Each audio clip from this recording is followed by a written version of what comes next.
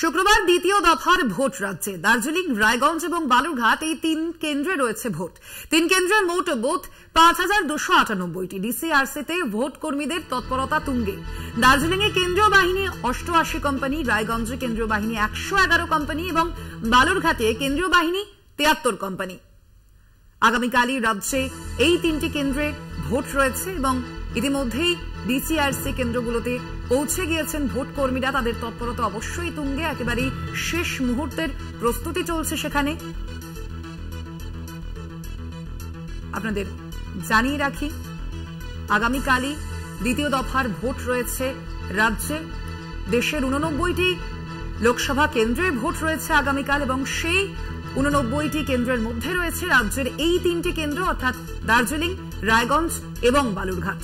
অবশ্যই এই তিনটি কেন্দ্রেও শাসক বিরোধী উভয় পক্ষই যথেষ্ট গুরুত্ব দিয়েছেন। আপনাদের জানিয়ে রাখি, দার্জিলিং এর তৃণমূল প্রার্থী গোপাল লামা, অন্যদিকে দার্জিলিং এর বিজেপি প্রার্থী রাজু বিস্তা, তাদের টক্কর যেমন আমরা দেখব। তার পাশাপাশি বালুরঘাট কেন্দ্রে কিন্তু সেখানে তৃণমূল প্রার্থী রয়েছেন বিপ্লব মিত্র এবং বিজেপি প্রার্থী রয়েছেন সুকান্ত মজুমদার, যিনি রাজ্য বিজেপির সভাপতিও।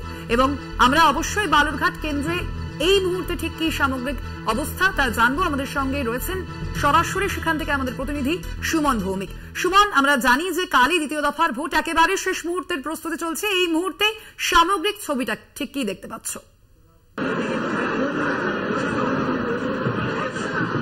দেখো, রাত পহলে কিন্তু দ্বিতীয় দফার নির্বাচন। আগামীকাল বালুরঘাট, দার্জিলিং এবং রায়গঞ্জ এই তিনটি লোকসভা কেন্দ্রে কিন্তু প্রক্রিয়া। তার আগে কিন্তু বালুরঘাট কলেজে যে ডিসিআরসি আছে সেখানে ভোট কর্মীরা তারা কিন্তু চলে এসেছেন এবং তাদের যে ভোটের সামগ্রী রয়েছে সেসব নিয়ে তারা কিন্তু তাদের সেই বুথে রওনা দিয়েছেন। আমাদের সাথে একজন রয়েছে ভোট কর্মী, আমরা তার সাথে একবার কথা বলার চেষ্টা করব। দাদা, কোথায় আপনার বুথ পড়েছে? আমার তপন ব্লকে প্রণবানন্দ বিদ্যাপীঠ, সেখানটায় আমরা যাব। আপাতত বালুরঘাট কলেজে এসছি, সেখানটায় ডিসিতে আমরা আমাদের যে ভোট চালানোর জন্য যে সমস্ত ভিভিপ্যাট, মেশিনপত্র, কাগজপত্র সেগুলো আমরা কালেক্ট করছি, আমাদের অ্যাটেন্ডেন্সগুলোও দিচ্ছি। এই প্রক্রিয়াতে আছে। কতটা নিরাপত্তা রয়েছে এবার? নিরাপত্তা আশা করছি ভালো নিরাপত্তা থাকবে। এখনো পুলিশ ট্যাগিং করে উঠতে পারিনি, সবটা নেবার পরেই আমরা পুলিশ ট্যাগিংটা করব। তখনই এক্স্যাক্ট বা প্রপার আমরা বুঝতে পারবো যে আমাদের নিরাপত্তা কতটা আছে, সেইটা তারপর বোঝা যাবে।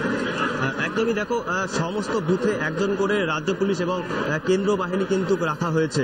এবার বালুরঘাট লোকসভা কেন্দ্রে দুজন হেভিওয়েট প্রার্থী তৃণমূলের হয়ে লড়ছেন বিপ্লব মিত্র, যে জেলার বর্ষিয়ার নেতা, এবং বিজেপির হয়ে যিনি লড়ছেন তিনি বিজেপির রাজ্য সভাপতি এবং গতবারের এই বালুরঘাট লোকসভা কেন্দ্রের বিজয়ী প্রার্থী ডক্টর সুকান্ত মজুমদার। তবে ৪ তারিখই বোঝা যাবে যে কার দখলে যায় এই লোকসভা কেন্দ্র। একদমই সুমন, অবশ্যই আমাদের ৪ঠা জুনের যে ফলাফল অবশ্যই সেদিকে আমাদের নজর থাকবে। আপাতত ধন্যবাদ তোমাকে সুমন।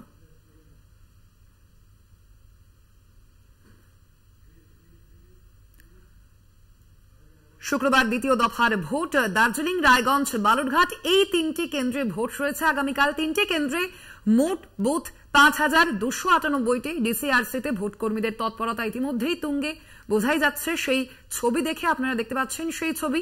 দার্জিলিং এ কেন্দ্রীয় বাহিনী মোতায়েন ৮৮টি এবং তার পাশাপাশি রায়গঞ্জে, যেখানে সব থেকে বেশি কেন্দ্রীয় বাহিনী মোতায়েন করা হয়েছে, ১১১টি কোম্পানি মোতায়েন করা হয়েছে সেখানে। অন্যদিকে বালুরঘাটে কেন্দ্রীয় বাহিনী ৭৩ কোম্পানি মোতায়েন।